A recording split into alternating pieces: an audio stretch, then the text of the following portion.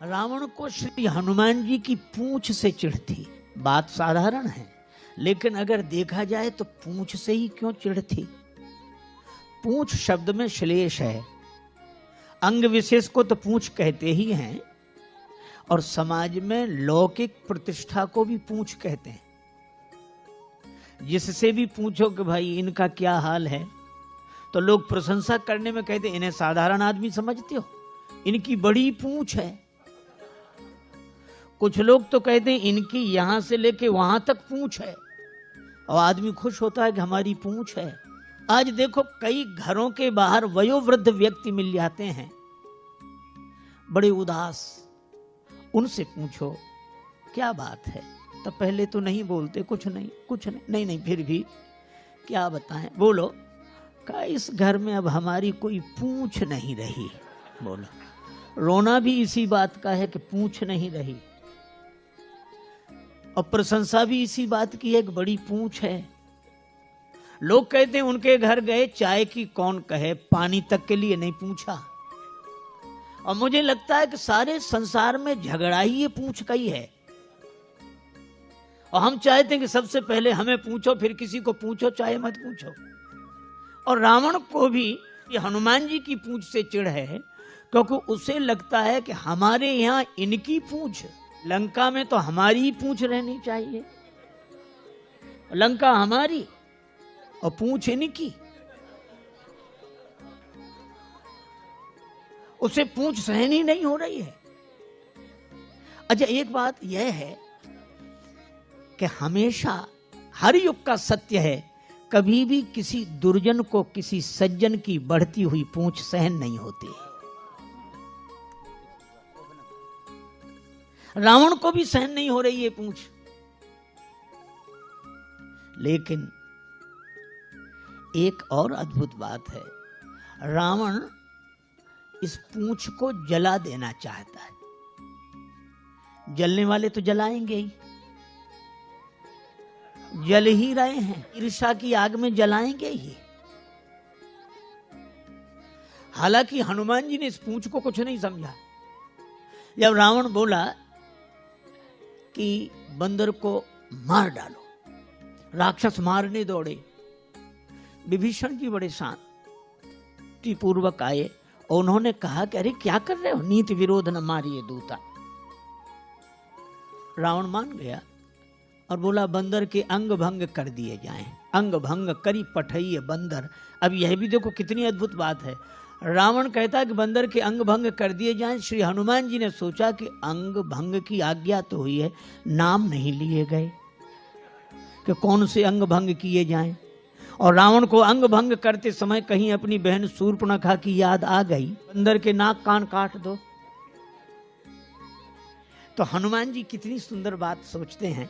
वो सोचते हैं कि हमें भगवान ने भेजा है, तो क्या हम विकारों के हाथ अपनी नाक कटा के जाएं? हमें भगवान ने भेजा है, तो क्या इन विकारों के हाथ अपनी नाक कटा के जाएं? अगर नाक कटा के जाएंगे तो क्या भगवान को मुंह दिखाने लायक रहेंगे? और हमें लगता है कि हम सबको भी भगवान ने भेजा है यहाँ, तो कम से कम इन विकारों के हाथ से नाक कटा कर न जाए। देखो, शूर्पणखा वासना के रूप में आई थी, और इस वासना ने बड़ों बड़ों की नाक काट दी। अच्छा, नाक कटना मुहावरा भी है। आदमी की आंख गड़बड़ हो जाए, चश्मा लगा ले, कान गड़बड़ हो जाए, गमछा बांध ले, टोपी पहन ले, और नाक जाए तो मामला फिर कुछ छिपाने का बचता ही नहीं है।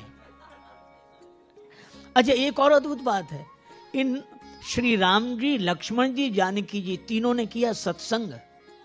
कोई ना हो, तीन ही सत्संग करते हैं। अच्छा, सत्संग भी कहाँ करते हैं? पंचवटी में। और कितनी अद्भुत बात है, पंचवटी में सत्संग, अर्थात इस पांच तत्व का शरीर पाकर हमें सत्संग करना ही चाहिए।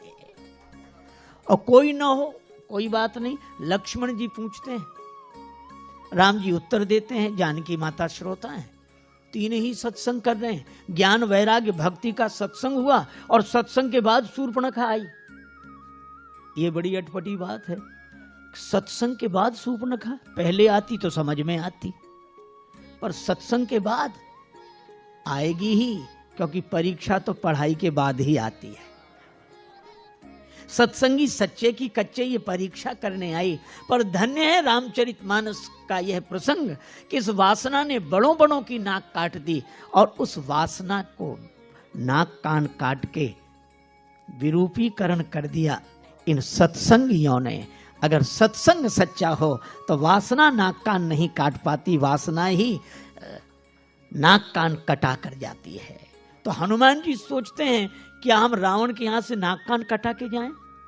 नहीं, तो फिर नाक तो बनी रहे, पूंछ जाए तो जाए, पूंछ तो पीछे है। हनुमान जी ने एक काम किया, पूंछ लटक रही थी पीछे, दोनों हाथ से पूंछ को उठाया, माथे से लगाया। पूंछ को कभी चूमते हैं, फिर माथे से लगाते हैं, चूमते हैं, फिर माथे से। रावण ने देखा कि मामला क्या है। रावण तुरंत बोला, कपि के ममता पूंछ पर। हम समझ गए कि बंदर को और कोई अंग ही याद नहीं आया, पूंछ ही याद आई, और रावण की दृष्टि पूंछ ही पे गई। सबई कहो समझाए। हनुमान जी ने सोचा काम बन गया। लेकिन रावण यह भी तो कह सकता है कि एक तलवार मंगाए के पूंछ देव कटवाए। हनुमान जी ने सोचा कि ये तो ठीक नहीं होगा, तो सरस्वती माता से प्रार्थना की।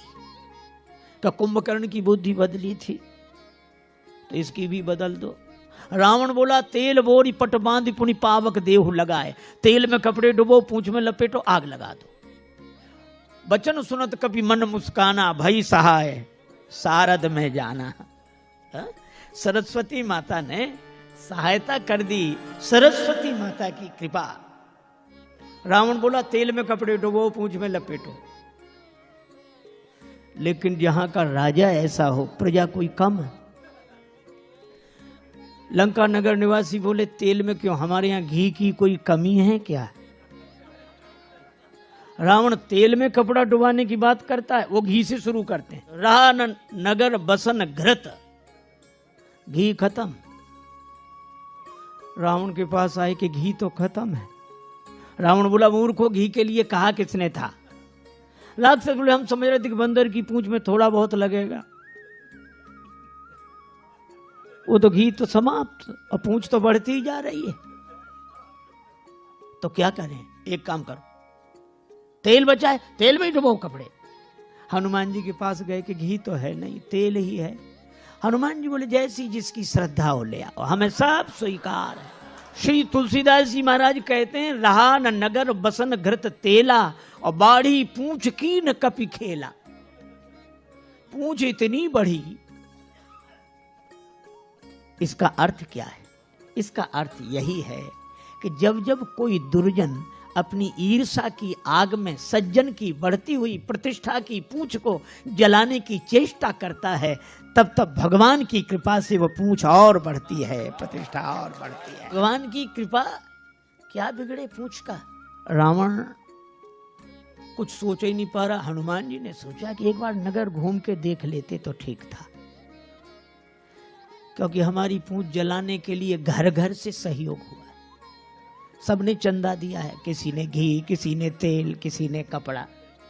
हाँ, ऐसा नहीं कि राक्षस न करते हो, चंदा करते हैं, इकट्ठा करते हैं। किसी का जीवन नष्ट करना हो तो ये बड़े प्रेम से। हनुमान जी भी सोच रहे थे कि प्रसाद भी तो वहां वहां देना पड़ेगा, जहां जहां से चंदा आया है। तब तक रावण बोला, बंदर को नगर में घुमाओ। हनुमान जी बोले, यही तो हम चाहते थे। लेकिन वाह, धन्य है श्री बजरंगबली। एक और अतुलित बल धामम, और दूसरी ओर शील कैसा। राक्षस मारहि चरण करहि बहु हांसी। लात मारते हैं, हंसी उड़ाते हैं, पर हनुमान जी तो कीन चाहूं निज प्रभु कर काजा। राम जी के बाण बनकर आए हैं। राम जू ने कपि पुंजन में सुत अंजनी को अपनाई के भेजो। माथे पे हाथ की छाह करी, कर मुंदरी हाथ गहाई के भेजो। राजसु बैन न बोली सके, तब नैनन नीर बहाई के भेजो। संकट सिए को काटिवे को, हनुमान ही बाण बनाई के भेजो। हनुमान जी बाण बनकर आए हैं। अच्छा, और जानकी माता के सामने भी बोले।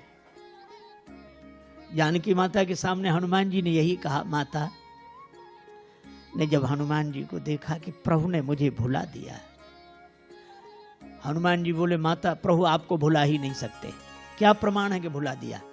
का प्रमाण यही है कि चरण पर चंचुका प्रहार करने वाले जयंत के पीछे भगवान ने बाण लगा दिया और हरण करने वाला अब तक आराम से बैठा है। हनुमान जी ने कहा कि जयंत के पीछे बाण, उस समय तो प्रभु के पास धनुष बाण नहीं था। सीता जी बोली कि वो सींग का बाण, जिन सींग और पुष्पों से मेरा श्रृंगार कर रहे थे, सींग का बाण लगाए। तो लोगों को तो सींग दिखती होगी, अरे लोगों को दिखती होगी सींग, पर प्रेरित मंत्र ब्रह्म सरधावा, भगवान का संकल्प था, बाण था वो। तो हनुमान जी बोले माता जयंत के पीछे सींग के रूप में बाण लगाया, और हो सकता है कि हरण करने वाले के पीछे किसी और रूप में बाण को लगा दिया हो। तो हरण करने वाले के पीछे किस रूप में बाण को लगाया? तब हनुमान जी ने कहा ये रघुपति बाण कृशानु। राम जी का बाण आपके सामने वानर नहीं खड़ा है, राम जी का बाण है। प्रमाण का जिम अमोघ रघुपति कर बाना, एही भांति चले हुए हनुमाना। जानकी माता बोली हनुमान तुमने बता दिया, नहीं तो मैं जान ही ना पाती। हनुमान जी ने कहा त्राहि माता त्राहि, मैं आपको क्या बताऊंगा। सही बात तो यह है कि आपने जान लिया था मेरे बिना बताए। जानकी माता बोली हमने कब जाना? कहा जब रावण आपको डरा धमका रहा था तब आपने सोचा क्या मैं यहां अकेली हूं? तो मन में तुरंत आया कि नहीं, असमन समुझी, ऐसा समझकर मन कहत जान की, खल सुधि नहीं रघुवीर बान के। अगर इतर कथाओं का आश्रय न लिया जाए तो राम जी का बाण तो हनुमान जी ही हैं। और श्री हनुमान जी राम जी के बाण, अच्छा बाण तो चलते हम लोगों ने देखे होंगे, वैसे न देखे हो तो टीवी सीरियल में, महाभारत रामायण में बाण चलते हैं, लेकिन इन बाणों के पांव नहीं देखे हो। दिखे कहीं किसी को बाण के पांव? पांव है नहीं और चलते हैं। इसका अर्थ है बिना साधन के गति होती इनकी। साधन नहीं है पर गति होती है। और मैं कहता हूं कि जो राम जी के हाथ का बाण बन गया उसकी गति भगवान के हाथ में होती है, साधन में नहीं। तो हनुमान जी तो राम जी के बाण हैं, चाहे कोई कुछ भी कहे सुने। पूरी लंका घूम कर आए, देख लिया विभीषण जी के घर से कुछ नहीं आया। हनुमान जी ने सोचा इन्हें प्रसाद भी नहीं देना है, जिनने चंदा ही नहीं दिया इन्हें काहे का प्रसाद। और जब आग लगी तब देखो कितनी अद्भुत बात है, आग तो खुद बता देती कि हम लग गए। आग हनुमान जी को देखनी पड़ी कि सचमुच लग गई। पावक जरत दीख हनुमंता, अग्नि उन्हें नहीं जला रही है, उन्होंने देखा कि आग लग गई। और जो कितना बढ़िया काम किया। हनुमान जी कहते हैं कि जब बड़ी पूंछ देखकर बड़ों बड़ों को आग लगे और पूंछ में आग लगावें तब अपने को छोटा ही बन जाना चाहिए। भयउ परम लघु रूप तुरंता, हनुमान जी तुरंत छोटे हो गए। और छोटे हुए तो ब्रह्मा के बनाए हुए बंधन से निकल गए। उस जो ब्रह्मास्त्र में बंधे थे उससे निबुक चढ़े वो कभी कनक अटारी। और जो छोटा बनकर विधि विधान के बंधन से बाहर निकल जाता है, बाहर निकलते ही वह इतना बड़ा होता है भगवान की कृपा से कि आकाश को छूता है। और हनुमान जी ने तो बाल दी विशाल विकराल ज्वाल जाल मानो लंक लील बेको काल रसना पसारी है। ऐसा रावण देखते ही रह गया। जो राक्षस सब देख रहे हैं बचाओ बचाओ। रावण कहता है चिंता मत करो। राक्षस बोले अजीब हम मर रहे हैं, ये कहते हैं चिंता मत करो। रावण ने बड़ी चेष्टा की, बादल बुलाए पर हवा इतनी तेज कि पानी कहीं बरसाएं बादल गिरे, कहीं बादल कहते हम फैसला ही नहीं कर पा रहे कहां से बरसे कि लंका में गिरे पानी। रावण बोला एक तरफ हटो, प्रलय के बादल बुलाए, प्रलय पयोधि बोले, पर वो पानी बरसे तो आग और बढ़े। बड़ी समस्या, अंत में जल गई लंका की नहीं, और हनुमान जी की पूंछ का कुछ नहीं बिगड़ा।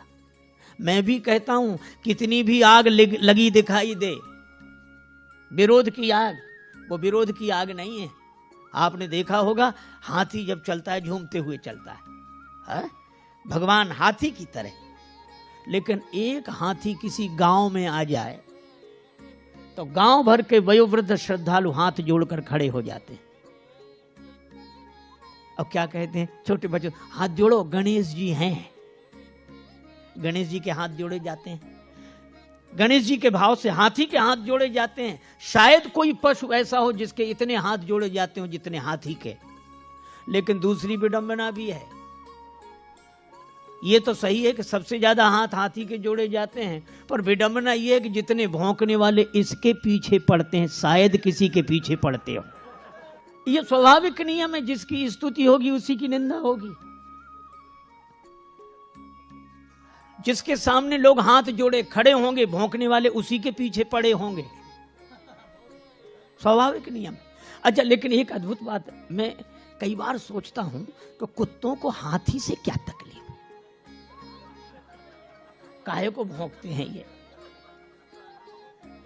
अच्छा, कुत्ते सचमुच हमारी भाषा समझते होते तो हम जरूर पूछते, और कुत्ते एक ही उत्तर देते अगर सच बोलते तो कुत्ते यही कहते कि हमें हाथी से कोई तकलीफ नहीं। फिर क्यों भौंकते हुए इसके पीछे पड़े हो? तो कुत्ते कहते हमें तो इसके आगे जो हाथ जोड़े खड़े हैं वे सहन नहीं हो रहे हैं, बस, और कोई कारण नहीं। तो इसके आगे हाथ जोड़े जो खड़े हैं वे सहन नहीं हो रहे। अच्छा, एक और विडंबना है, कुत्तों में इतनी हिम्मत नहीं कि आगे आके भौंके।